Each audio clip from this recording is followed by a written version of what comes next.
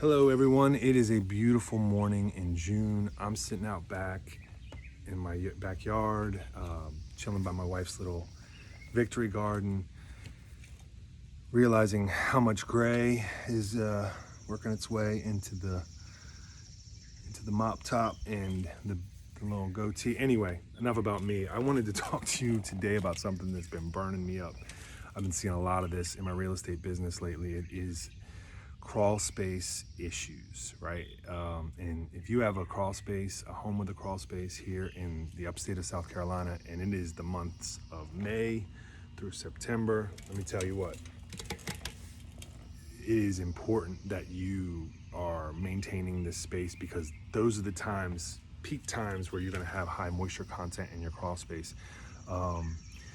The crawl space in general is critical to the overall health and well-being of your home. It is like the lungs of your home, so to speak, right?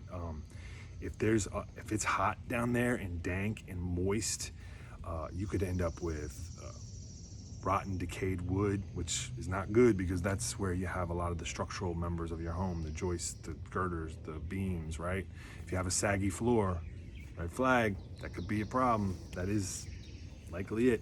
Another thing is fungal growth, right? Dare I say mold, right? If you got high moisture in your crawl space, that is a breeding ground for mold and bacteria. And so that stuff seeps up into your house. So you're talking about the overall air quality of your home. So that's very important.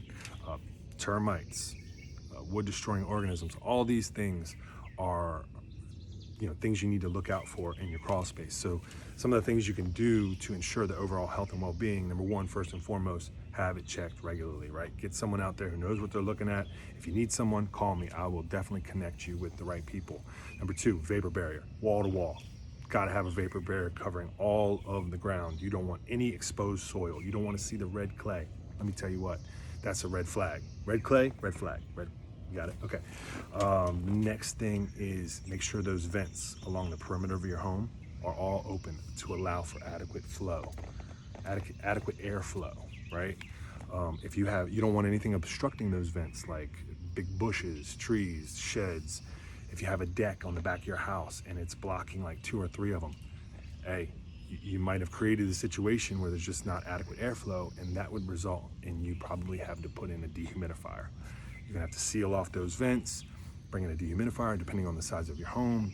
That could be $2,000 to $4,000. It just depends on a number of variables. But let me tell you what, it's one of the best investments you can make in your home, because as a realtor, when I show a house that I know has a properly maintained crawl space, because it's got a vapor barrier that you can eat off of, it's got a dehumidifier down there, warm and fuzzy, music to my ears. I'm loving life, because this tells me that you're a good steward of your home. It tells me that you've maintained this home, you care about the overall well-being of your home, and I feel much better about the other things that are important, like the air conditioner, the roof, and all the things that you need to maintain. So the most important message you're getting from me in this video is that if you have a crawl space, that you are taking the proper steps to maintain it. Whether you're entering a real estate transaction, you're in one right now, or you don't plan to. This is critical for the overall long-term well-being and health of your home, because in a real estate transaction, if they find that the moisture levels are high down there, they're gonna hit you up for a dehumidifier anyway. So you might as well get ahead of it for your family's health, for your health, for the overall health and well-being of your home. So listen, if you need help finding the right people to help get you back on track with your crawl space, or just do general maintenance, give me a call. I got you covered. I'll get you connected with the right people. So, I feel better.